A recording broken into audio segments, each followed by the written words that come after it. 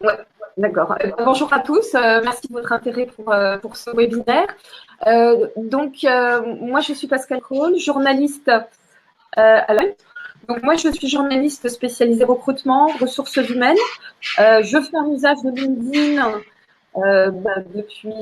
depuis une quinzaine d'années maintenant, et puis plus particulièrement depuis que je me suis lancée dans mon activité en tant qu'indépendante en 2009. Du coup, l'usage que je fais de LinkedIn, c'est d'augmenter les followers, mais pas les augmenter pour les augmenter. C'est de favoriser, d'avoir une large base de prospects qui deviendront peut-être des clients. En tout cas, il y a des partenaires. En fait, c'est de susciter des interactions, de réseauter pour augmenter potentiellement sa base de partenaires, de clients. Voilà, c'est une formidable base de prospects pour moi. Et voilà, et ça, c'est ce que j'ai envie de partager avec vous. Donc, comme l'expliquait Florence, c'est sur l'accompagnement. On ne va pas vous donner forcément des petites clés, des astuces, des techniques lors de ce webinaire, qui est très court, mais en tout cas de vous donner un état d'esprit. Et on a fait un court sondage au moment de votre inscription. Je vais voir certaines choses, c'est voir un petit peu vos attentes par rapport à ce webinaire. C'est de voir comment rédiger un profil impactant. Je vous lis, je donne quelques-unes de vos réponses pour voir si on est dans les clous. Mais en tout cas, n'hésitez pas à utiliser le chat tout au long de l'intervention et dès maintenant pour dire ce que vous attendez en fait de ce webinaire ou de l'accompagnement qu'on pourra vous apporter avec Coachline. Donc, ce que je voyais, vos principales attentes, c'est avoir un profil impactant, comment engager le dialogue, améliorer votre communication pour trouver de nouveaux clients plus facilement, approfondir les connaissances sur LinkedIn, transformer les contacts en prospects, voilà, interagir, c'est optimiser le réseau pour décrocher des missions. Donc à chaque fois, en fait, et bien évidemment, c'est ce que vous attendez, c'est avoir plus de visibilité et trouver des clients rapidement, utiliser cette superbe base de prospects. Voilà. Je poursuis. Je vois un petit peu sur la technique, sur le son, etc. On peut peut-être lancer le PowerPoint, Florence? Oui, je vais lancer le PowerPoint. Ok, Sophie a déjà le PowerPoint. Amalia aussi. Moi, je ne devrais pas tarder à l'avoir, j'espère. Alors, sur le social selling. D'accord. Donc, nous, ce qu'on veut vous faire passer comme message, en fait, pour ce webinaire, c'est le terme de social selling. Est-ce que ça vous parle, ce terme? Je vous laisse répondre, hein. Interagir, toujours, c'est toujours, en fait, notre leitmotiv. Le social selling, c'est pas seulement la création de profils sur les réseaux sociaux par vos équipes marketing commerciales, mais c'est un processus de recherche, de sélection, d'écoute, d'interaction avec des prospects potentiels via les réseaux sociaux. Ça permet de détecter, d'accélérer, de développer vos business. Voilà. Oui, Amalia, c'est la vente par les réseaux. OK. On dit qu'en B2B, aujourd'hui, 57% des décisions d'achat sont prises bien avant le premier contact avec un commercial.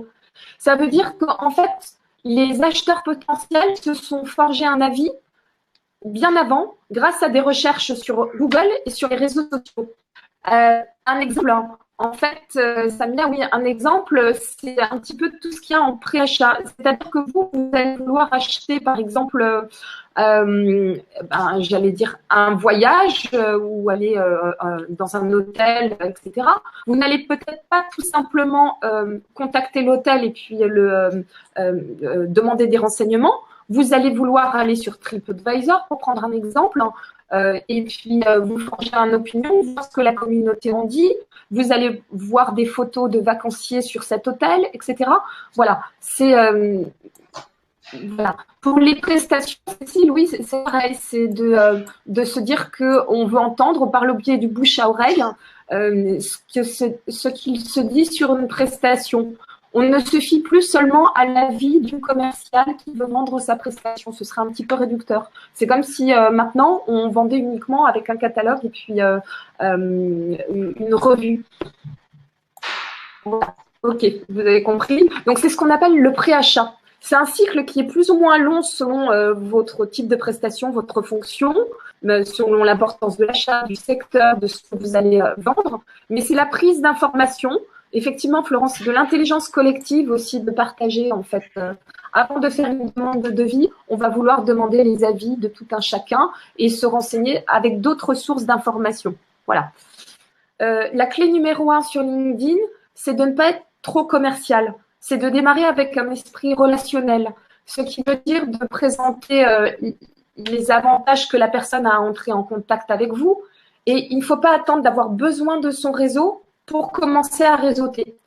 Ça, c'est valable pour les candidats en recherche d'emploi, mais vous avez bien compris que LinkedIn ou même Viadeo, on n'est plus dans une démarche de chercher du travail, mais de trouver des clients. Voilà, ce serait un petit peu trop réducteur de se dire que c'est un CV figé. Nous, ça va être l'interaction. Voilà, Frédéric, les autres, vous m'entendez toujours? Voilà, donc c'est d'insuffler un état d'esprit qui ne soit pas trop commercial, ou c'est pas du démarchage téléphonique que vous allez faire, mais c'est d'être une personne de réseau. On a changé de monde, maintenant on est à l'ère du réseau collaboratif, on a des outils de travail collaboratif. Par exemple, sur l'esprit relationnel, maintenant, beaucoup d'entre vous ont certainement Facebook. Ils sont sur un mur et ils vont interagir avec leur communauté, leurs amis. Et maintenant, quand on organise une soirée ou quand on veut travailler à plusieurs sur un projet au niveau du travail, ça nous vient moins à l'esprit d'utiliser un mail. C'est pas assez réactif, c'est pas assez réseau, c'est pas collaboratif. Voilà. Donc là, j'allais dire, on fait le pari, mais c'est même pas une question d'avenir. Là, on est dans le présent. On utilise WhatsApp pour des communautés, pour nos activités extrascolaires, mais aussi pour le travail. Voilà. Et donc, c'est de se dire, nous aussi, on est dans ce monde collaboratif où on va avoir pour état d'esprit d'échanger avec les personnes et de remettre l'humain au cœur de tout. C'est comment dire, c'est de partir de la demande du client. Là maintenant, vous en tant qu'indépendant, en tant que porteur de projet ou dans votre entreprise, il ne s'agit plus de proposer un produit, mais de s'intéresser aux besoins du client et d'y répondre. Alors moi, par exemple, sur LinkedIn, peut-être que c'est le cas. Ça m'énerve souvent de voir que j'ai accepté une invitation de quelqu'un et en fait, la personne va m'envoyer un mail automatique pour me dire ce qu'elle fait, qu'elle envoie à tout le monde parce que c'est vraiment un copier-coller. Et puis de dire, bah, débrouille-toi avec ça. Maintenant, c'est essaye de trouver des synergies possibles. C'est pas à la personne, donc là à moi, dans l'exemple que je vous ai donné, de chercher en quoi je vais pouvoir faire du business ou bien en quoi je vais l'intéresser. Voilà. Il faut que la personne, si elle a choisi de s'intéresser à mon profil, de me demander en invitation, il faut qu'elle trouve quelque chose de personnalisé qui puisse répondre. Et c'est ça qui fera toute la différence. Donc oui, c'est vraiment un état d'esprit, voilà, que vous devez avoir. Est-ce que jusqu'ici, vous suivez cet état d'esprit? Est-ce que vous êtes… voilà. Oui, Bruno, alors je lis en même temps. Pour ma part, on me contacte sans motif. Je réponds en quoi je peux être utile. Et 4 fois sur 5, je reçois aucune réponse. Ben voilà, c'est ça, c'est le gâchis du réseau, en fait. Ce qu'il faut, c'est personnaliser. C'est pas la quantité qui compte, mais c'est la qualité. Moi, je vois des personnes qui ont 30 000 personnes dans leur base. Pourquoi pas? Ça dépend de ce qu'elles veulent faire. Mais bon, personnellement, moi, j'en ai 5006, je crois. J'essaye que mon noyau dur, ce soit sur le recrutement et les RH, parce qu'autrement, ça dilue l'information et ça n'aura plus d'intérêt. Donc, oui, vous pouvez refuser les demandes, bien sûr, Sophie. Voilà. En fait, LinkedIn, c'est pas un jeu pour avoir le plus de points possible en ayant le plus de contacts. Je vois pas à quoi ça sert. Moi, je dois en refuser un bon tiers. Il faut que je puisse donner un message et qui intéresse les personnes. Donc, c'est de l'envoi personnalisé. Oui, voilà, Amalia, voilà, vous recevez beaucoup de remerciements parce que vous avez de l'envoi personnalisé. Et là, c'est intéressant. Et donc, bon, on en reparlera peut-être au long du PowerPoint, mais c'est de dire que derrière, à partir du moment où vous avez utilisé même les notifications de voir que quelqu'un a changé de poste, que c'est son anniversaire professionnel parce que ça fait un an qu'il est dans la boîte, etc. Là, ce sont des occasions d'interagir qui sont superbes, de relancer du business. Voilà, là, vous avez votre carte à jouer. Et donc, c'est une relation personnalisée. Voilà, sur des demandes personnalisées, on a une bonne moitié de réponses en principe, effectivement. Voilà. Vous sentez bien la différence entre le fait de personnaliser, d'être plus humain, d'interagir. Et c'est paradoxal parce qu'on est dans un réseau social où on se dit que tout est à distance. Moi, je pense sincèrement qu'il y a plus d'aspect humain dans le réseau social en interagissant avec des nouvelles, en créant des liens, en partageant, en likant, en faisant des commentaires, etc., que en téléphonant et puis en demandant et en se faisant passer pour… c'est du démarchage téléphonique très impersonnel. Voilà. Donc, pour le slide suivant, sur l'acheteur moderne, c'est de se dire que l'acheteur moderne a déjà construit son opinion avant de vous rencontrer, il a avancé dans son processus d'achat et il aura pris des renseignements sur les offres avant de vous voir.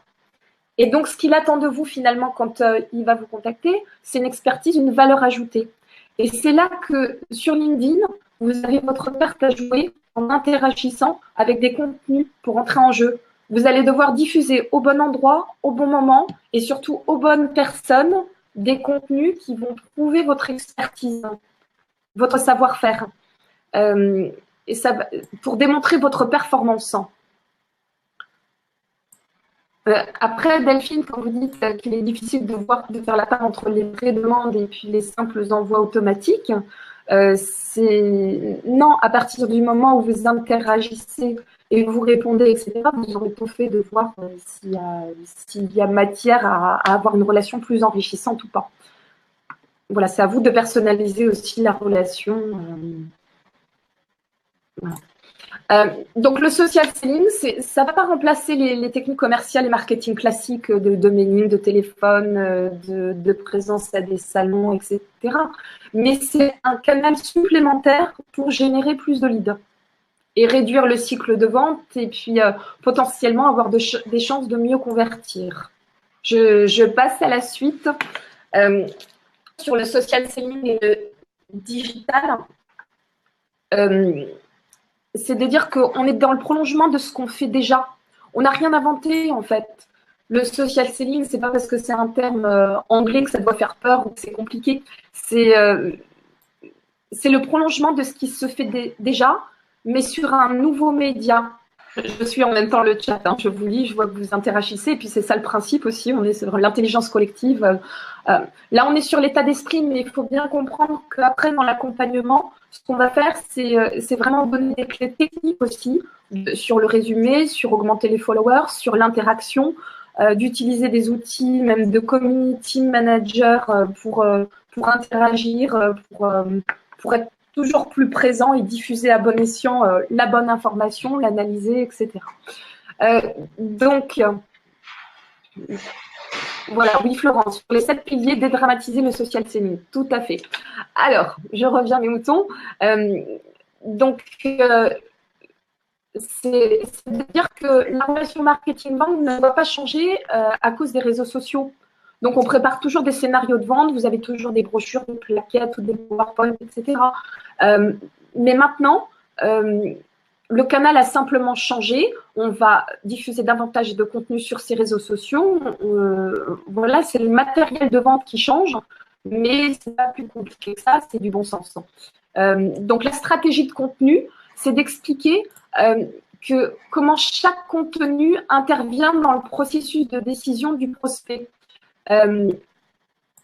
Alors, maintenant, on a de plus en plus de contenu, en particulier sur LinkedIn. Et l'appropriation peut être longue. Il y a des nouveaux contenus, des articles de blog, etc., qui sont produits régulièrement. Vous aussi, vous pouvez produire du contenu et LinkedIn vous offre une super plateforme. En fait, je ne sais pas si vous avez déjà diffusé des contenus. Est-ce que vous connaissez la fonction Pulse? Ça vous parle? Je vous laisse me répondre par chat. Alors, ça paraît peut-être compliqué, mais le fait de diffuser un article aussi sur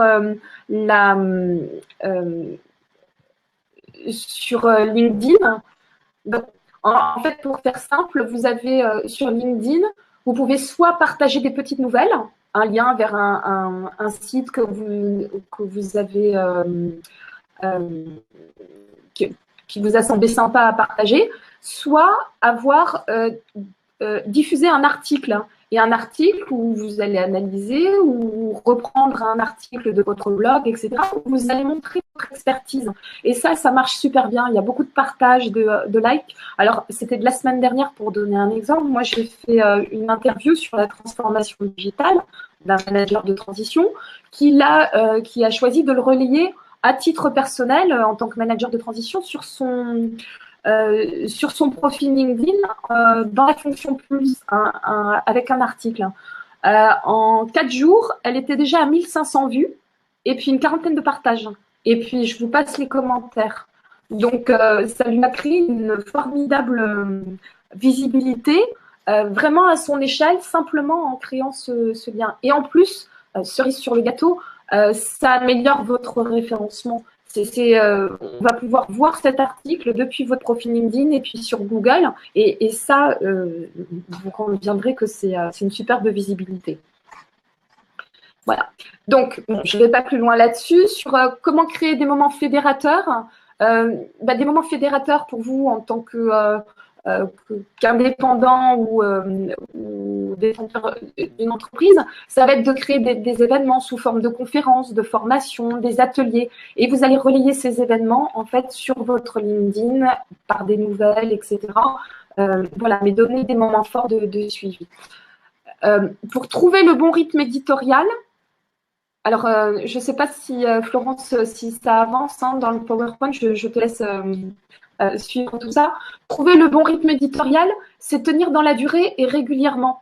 Régulièrement, c'est-à-dire de ne pas s'essouffler de tout à coup pendant une semaine d'envoyer une dizaine de nouvelles, d'interagir et puis après qu'il n'y ait plus rien. Et ça, c'est toute notre force en fait sur l'accompagnement. On se fait des mini-challenges pour se dire, effectivement, est-ce que cette semaine, vous avez relancé tant de prospects, est-ce que vous avez obtenu des rendez-vous et puis est-ce que vous avez publié sur un ligne, etc. Donc, pour scénariser la prospection, c'est de faire d'apprivoiser et d'aller à mesure en fait vers le closing en fait de privilégier des approches douces d'inviter, de partager une expertise, d'interagir avec la personne, de relayer les contenus avant de prendre rendez-vous si la situation le permet. Avoir un objectif de fidélisation, c'est d'alimenter en contenu. Alors, Sophie, vous me demandiez quel serait le bon rythme sans être trop présent. À vous de voir. Moi, il y a un moment pour RH Advisor, je publiais 4 nouvelles par jour, ce qui, je pense, est tout à fait honorable et pas trop présent pour la plupart des personnes. Ça dépend. En fait, il faut analyser un petit peu vos performances, s'il y a beaucoup d'interactions ou pas. Si vous voyez qu'il y a de l'interaction, c'est qu'il y a de l'intérêt. Donc, d'ajuster à mesure. Ce qui compte, c'est la régularité. Si vous arrivez à tenir 10 par jour, très bien, mais il faut le faire dans le temps. Il vaut mieux une fois par jour. Et moi, je pense que c'est un bon rythme pour des petits prestataires RH que je suis. En fait, je leur fais le community management sur LinkedIn. C'est déjà pas mal. Mieux vaut moins publier, mais qu'il y ait plus d'interactions. Voilà. Donc, justement, le point 7, c'était mesurer et suivre sa performance. De se dire qu'effectivement, de voir qu'est-ce qui suscite le plus d'intérêt. On peut se tromper, on ajuste à mesure. C'est de voir quel contenu génère le plus de ventes, qu'est-ce qui est le plus actif sur les réseaux sociaux, etc. Voilà un petit peu pour ça. Je poursuis. Alors, quel contenu publier?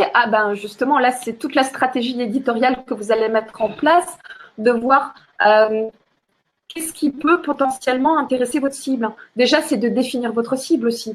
C'est ce qui va vous aider sur l'augmentation de vos followers, de vos contacts, qui vous intéresse et potentiellement, qu'est-ce qui peut les intéresser. quel type d'information. Donc, voilà, c'est bon. Je pense pas qu'on puisse développer ça dans le webinaire parce qu'autrement je ne vais pas pouvoir poursuivre et puis on ne tiendra pas dans le délai imparti. Mais vraiment, il y a toute une analyse à faire, un accompagnement sur choisir les bons contenus, quels mots-clés. Nous, on fonctionne beaucoup comme ça sur l'interaction, enfin, la diffusion des contenus, de savoir quels mots-clés privilégier, de se tenir en alerte, de se faire une veille là-dessus. Alors, publier peu, mais de valeur touche plus un auditoire ciblé, non? Oui, alors je ne suis pas sûre de bien comprendre, mais effectivement, ça rejoint ce que je disais. Mieux vaut publier peu, mais avoir l'auditoire ciblé. Donc, c'est vraiment toute cette recette de LinkedIn de se dire mieux vaut avoir 5000 followers que 30 000, mais que ce soit ciblé. Si vous pensez que c'est ce qui vous intéresse, vous voulez des prospects qualifiés, et vous voulez publier quelque chose de qualité. Vous voulez apparaître comme un expert. Donc, un expert, il ne déblatère pas toutes les 10 minutes. Il est là pour avoir une parole de qualité. Donc, je poursuis. Voilà, je suis au slide 25 pour information sur avoir un profil de professionnel. Donc, c'est logique d'avoir un profil complété à 100%, de donner une image professionnelle de votre société de vous-même. Pour ça veut dire inclure tous les liens fonctionnels vers le site de votre société, le compte Twitter, etc.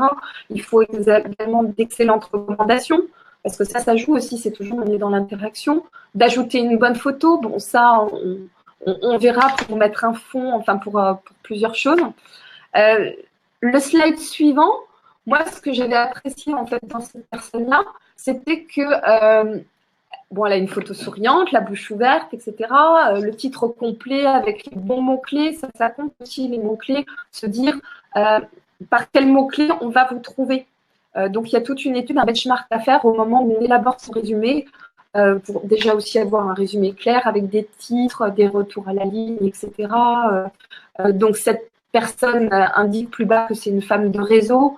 Elle a un réseau de relations étoffé. Donc là, on voit plus de 500 relations, on a plus de 29 000.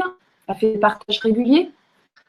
Le profil suivant, c'est aussi professionnel. Je ne vais pas aller dans le détail ici, mais en tout cas, ce que j'avais apprécié, c'est qu'elle avait beaucoup de recommandations. Et le dernier qui, de mémoire, c'était Iman Benaoun, qui a de nombreux partages et interactions. Ça, c'est aussi justement cette interactivité qu'il faut favoriser. C'est ça qui fait la différence. C'est comme ça que vous apparaîtrez comme une personne de réseau et non pas une personne qui a juste un CV entre guillemets figé sur LinkedIn. C'est l'interaction. Voilà. Donc, le slide 30.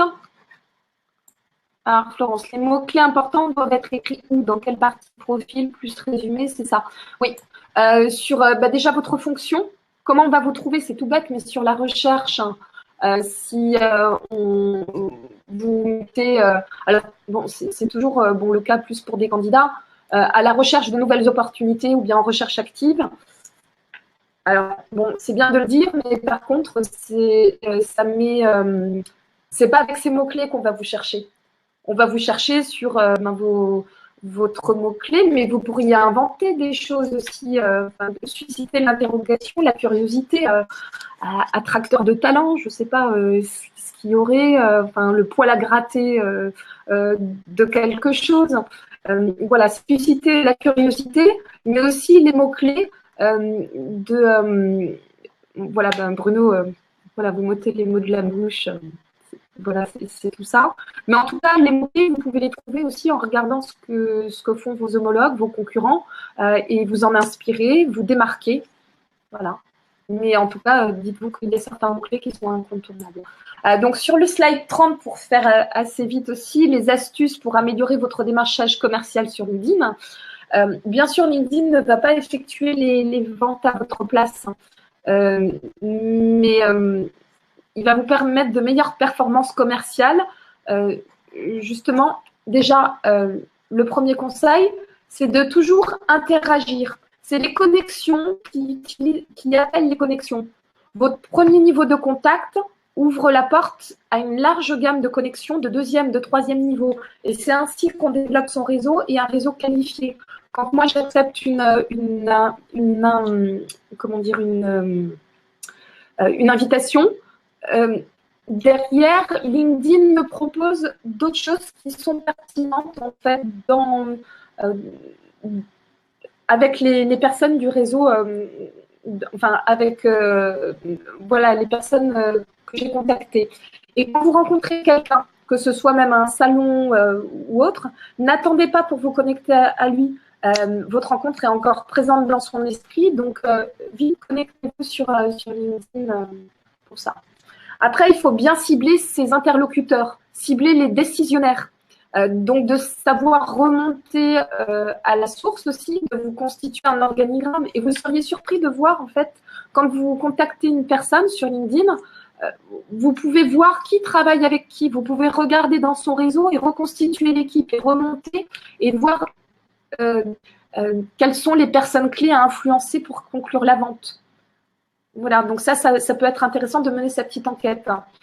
De regarder les personnes qui ont consulté le profil sur la fiche de contact. Ce sont autant de possibilités d'avoir des choses en plus. Donc, merci Bruno de répondre par chat parce que je ne peux pas répondre à tout. Donc, Francis, vous disiez, doit-on créer à la fois un profil perso et un profil de la société? Alors, vous pouvez créer un profil, enfin, vous allez créer un profil personnel pour vous, mais en mettant un lien vers votre société et bien évidemment sur votre expérience, avoir une page LinkedIn pour votre entreprise. Dans votre résumé, vous êtes le porte-parole de votre entreprise et puis vous allez développer ça dans votre résumé. Voilà. Faire vivre les deux prend beaucoup de temps. Bah, c'est justement notre accompagnement, c'est que ce ne soit pas chronophage, que tout ça devienne des réflexes, qu'on puisse programmer aussi des envois pertinents selon votre actualité, ce que vous allez en faire. Et alors, Florence qui dit bravo, 100% des bonnes réponses. Ok, bon, je vous laisse suivre et interagir. Donc, le slide suivant sur personnaliser le démarchage, c'est ce qu'on disait tout à l'heure, qu'on n'aime pas recevoir des choses toutes faites. Ce qui est intéressant dans le démarchage commercial aussi, c'est quand vous aurez une personne au téléphone ou de visu, c'est de voir que vous avez pris le temps de regarder son profil LinkedIn. C'est un bon moyen de briser la glace et de voir que vous vous êtes donné un petit peu plus de mal. Voilà, c'est de regarder ce que je vous disais, les modifications de profil, les mises à jour de statut, les connexions communes, etc. C'est de la curiosité, c'est de la curiosité intellectuelle, c'est une manière de se dire qu'on s'intéresse à la personne. Bon, je passe un petit peu plus de détails. Soigner ses recherches. Alors, on a un outil de recherche fabuleux sur LinkedIn, la recherche avancée. Maintenant, avec la nouvelle version de LinkedIn qui monétise de plus en plus voilà, son modèle, ça devient de plus en plus difficile de se servir de cet outil en gratuit. Mais en tout cas, il y a toujours possibilité de regarder par mots-clés, de rechercher, de trouver des membres d'après leur titre, leur société, leur situation géographique, etc. Et en mélangeant astucieusement les différents filtres, vous pouvez approfondir vos recherches et là, avoir une base de prospection super intéressante. Voilà. Alors, je lis en même temps Bruno, qui est un membre très actif, bravo. Je dirais que faire vivre son profil ou celui de sa société est à double tranchant. Si vous cherchez à partir de votre société, mieux vaut rendre actif votre profil personnel, peut-être faire vivre la page entreprise. Bah, c'est les deux aussi qui... c'est un petit peu incontournable. J'allais dire, moi, mon profil personnel... je le fais vivre au même titre que celui de ma société et l'un interagit avec l'autre parce que ça permet d'avoir une double caisse de résonance et puis de diffuser des informations doublement aussi selon ce que je veux partager moi en tant que personne ou bien en tant que l'entreprise. Mais ça, on pourra y développer ça plus tard. J'essaie d'aller au plus vite. après le 5, voilà. Donc, savoir ce qui se passe dans vos sociétés cibles, c'est de se dire également que tout changement crée l'opportunité, ça tout vendeur le sait, et que c'est une bonne raison d'en rentrer en contact et de proposer son aide. Donc dès que vous voyez une actualité nouvelle sur la société, etc., c'est l'occasion d'interagir. Donc je lis aussi. Les recommandations de clients sont-elles importantes? Où se trouvent les recommandations de clients, s'il vous plaît, dans la version? Je ne les vois pas. Bon, là, je ne peux pas vous détailler tout ça lors du webinaire, Florence, mais effectivement, les recommandations de clients sont importantes, ou même de partenaires. Il ne s'agit pas d'aligner une dizaine de recommandations clients pour une expérience donnée, mais d'en avoir une, en tout cas, qui va être pertinente, ou une à deux qui apportent quelque chose de nouveau par expérience. Donc, les groupes de discussion aussi existent toujours dans la nouvelle version. Et donc, ça permet d'en savoir plus sur le secteur auquel vous vous intéressez, de répondre, de voir les questions des membres et puis de voir quelles sont leurs attentes. Et c'est le prétexte idéal aussi pour prendre contact avec un client potentiel. Alors, Samia, vous me disiez, est-ce que si on a une recommandation sans que la personne note son entreprise, oui, il n'y a pas besoin de noter l'entreprise. En fait, une recommandation, c'est… alors, vous avez les recommandations d'un client ou d'un partenaire, etc., depuis votre expérience, mais vous avez aussi les recommandations. En fait, peut-être que vous voyez ça sur ah oui, sans qu'elle note son entreprise, qu'elle écrive son entreprise. De toute façon, la recommandation, en fait, il va y avoir le profil de la personne. Ce n'est pas en anonyme. Donc, du coup, vous allez, en fait, elle va se montrer. Et c'est ça l'intérêt aussi, c'est ce qui apporte du crédit à la recommandation. Non, vous ne trouvez pas? Voilà. Alors après, le 7e point, c'est savoir qui est intéressé. C'est un petit peu l'astuce de l'arroseur arrosé, en fait. C'est la personne l'astuce de l'intéressé intéressant. De voir qui a consulté votre profil. Bon, sachant que le compte gratuit limite aussi cette fonctionnalité, vous pouvez voir les trois personnes qui ont regardé votre compte, mais après, le compte payant vous donne accès à la liste complète. Mais en tout cas, le fait que quelqu'un ait regardé votre profil, ça donne une bonne raison d'envoyer une demande de connexion. Donc, voilà, je passe sur le reste. Le point 8, c'est toujours se faire voir. Donc, ça rejoint aussi de publier régulièrement, astucieusement, des infos qui intéressent, d'interagir constamment. Voilà, je regarde si vous avez des questions en particulier auxquelles j'ai peut-être pas répondu, mais j'ose espérer que vous avez interagi aussi, parce que c'est vrai que l'objet de ce webinaire, c'est de présenter brièvement notre accompagnement. Et Bruno qui disait, tout dépend si la personne qui recommande est de valeur ou pas tricotée dans un microcosme économique, évidemment. Évidemment, c'est du bon sens, en fait. C'est de se dire que mieux vaut avoir des bonnes recommandations de clients intéressant, que ce ne soit pas du copinage finalement entre l'un et l'autre, etc. Bon, ça, c'est tout l'objet du débat. Est-ce que vous avez d'autres questions auxquelles je n'ai pas forcément répondu, que vous voudriez remettre? Autrement, Florence, je te laisse reprendre la main pour l'accompagnement. Et je m'efforcerai pendant sa présentation du training de répondre à vos questions. Florence, je te laisse reprendre la main et puis je vais répondre uniquement par chat aux personnes. Oui, pour les modules de training, Florence, je te laisse faire. Alors, le training en ligne, comment ça se passe? Écoutez, je vais être brève, mais je vais essayer d'être claire.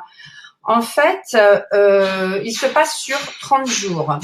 On aborde l'état d'esprit réseau, bien sûr, puisque vous avez bien compris que c'était le point numéro 1. C'est un véritable investissement. C'est comme quand vous faites du commercial et que vous investissez 40% de votre temps à acquérir des clients, à fidéliser vos clients, à avoir de nouveaux clients. Mais là, c'est par un état d'esprit réseau pour aller cueillir le client à la fin. C'est différent. Ensuite, il y a tout ce qui va concerner le profil. On va le faire avec vous, c'est-à-dire comment avoir un profil vraiment au top, un profil d'expert. On va vous inciter à demander les recommandations et on va vous challenger à chacune des étapes. Ensuite, les principales fonctionnalités de LinkedIn. Pascal vous a parlé de la fonction Pulse, il y en a d'autres, savoir comment vous devez vous y prendre, comment utiliser tous les outils, et ça, on le fait ensemble aussi. Ensuite, augmenter par recrutement des membres cibles. Alors là, c'est le véritable challenge, c'est-à-dire que, c'est ce que je vous expliquais tout à l'heure, vous démarrez, admettons, avec 500 contacts, comment vous passez à 700 mais avec des contacts qualifiés. Parce que si vous avez 1000 personnes qui, en fait, polluent votre timeline, ça n'a aucun intérêt. La publication, ça fait partie de l'esprit social, c'est-à-dire que vous devez publier régulièrement. Et non seulement publier, mais dans l'interaction, vous devez valoriser aussi les publications d'autres personnes sur sujet, mais tout en restant sur vos sujets professionnels. Ensuite, l'animation. Animer, oui, transformer votre présence en business et devenir quelqu'un qui est identifié sur LinkedIn, à qui on va faire appel. Alors, comment ça se passe? En fait, c'est très simple. À partir du moment où vous vous inscrivez, je vais vous donner le lien sur la plateforme là. Vous allez voir, c'est simple. Voilà, vous allez pouvoir aller consulter. Très bien. Donc là, vous pouvez cliquer sur le lien.